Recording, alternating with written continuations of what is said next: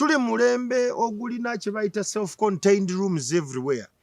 Kitange bwe nali mubuuza lwaki ennyumba yaffe yalina toilet emu mu nju, muzeeyi wange n'aŋŋamba bw'onoozaala ojja kitegeera. Saategeera kyali ategeeza, naye leero nkitegedde nti bakadde baffe abo abakadde baamanya nti bwemubeera mu adolescent stage yo rebellious, omuvubuka olina ekiwago kikuwaga, omuwala ebbeere litunula Uganda gye yali eraga, simanyi oba gyekyalaga, takwatwako.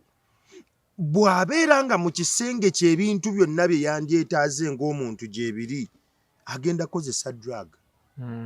Kubanga tagenda fuluma. Nze kitange yaŋŋamba nti ensonga lwaki nateeka restrooms oba toilet mwenna wembalabira nti ne bw'oneekalakaasa otya nti kavubuka akuwaga oteeka ofuluma ogende mu toyi, nja kulaba. Naye kati ebisenge mubifudde self-contained to teenagers, to young adults. How are you monitoring them gye bali eyo munda? Endowooza eno ey'ekizungu eya abaana njagala omwana abeere independent, abeere mu kisenge kye, eno gye tuyita just a communal restroom nga tulina abagenyi bakozesa eno. How are you monitoring these young teenagers? Omwana ono ali ku university o interacting otya naye, kubanga abaana we are so distant ng'abazadde nti n'abaana tetukyasobola kumanya bye bayitamu. Naye omuzadde amanya nti yayingidde meka 11, 12 kankulinde wano. Modo yaffe mu bupangisa eno mu bantu ba wansi. Bwe wagaananga okusasula neggwe ensi enkubi, nwanye n'ensi. Luli nga nkyali muntu wa wansi nnyo ng'ensi ekyankuba. Nga bw'opangisa enju n'ogaana okusasula renti nga landiroodi tayomba naawe, azuukuka 10 n'akyusa kufulu ya ttooyi, abasasudde n'abawa obusumuluzo. Kati gwe ataasasudde oyagala okere ku 12 oyitewo nga tonnasasula, ogenda otuuka ku ttooyi nga kufulu mpya, oteeka onoonya alina akasumuluzo.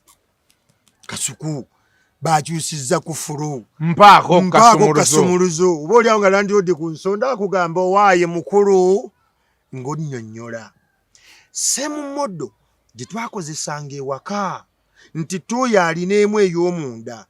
Omuntu aba yalidde ekyeggulo gaana kkiriza ku 12 sebusa mu lunaku yeekyusa emirundi na metabolism ziba nnya, ku makya, ku ssaawa 12, ku ssaawa 9 n'essaawa 1 ey'ekiro. Kati nze ngenda kulina ku 12 nga taata nkugamba owaaye James bw'ova mu kyolooni jangu wano twogere. Naye leero omwana owa university, omwana adolescent, ekisenge kye kiri self-contained. Kiri self-contained mu mulembe gw'omuzadde ataliiwo. Omuzadde anoonya ssente, we are chasing the bag. Kati omwana ono interaction y'abanne ku ssomero gy'awangaalira ne drugs ze bamuwadde tozimanyi ng'omuzadde. And that's where the problem is. Nti abaana babecoming so attached ku drugs nti tebalina ngeri gye bannyonnyola bakadde baabwe bye bayitamu. Nti maama neeba n'amunnyonnyola, maama amutunuulira amugamba ate gwasoose. Si gwasoose. Nti ebizibu by'abaana bye bayitamu tubigaya. Omwana agamba ku ssomero nnina omulenzi anvuma nti ndi munene nnyo. Gwe nga taata okirabanga ekintu okuvuma obunene. After all oli munene. Jenkins yali afudde. Taliiwo. Naye gwe ng'omuzadde bw'otakitwala nti kikulu, n'omanya nti this is bullying coming in, estiimu y'omwana ono egenda kubeera challenged.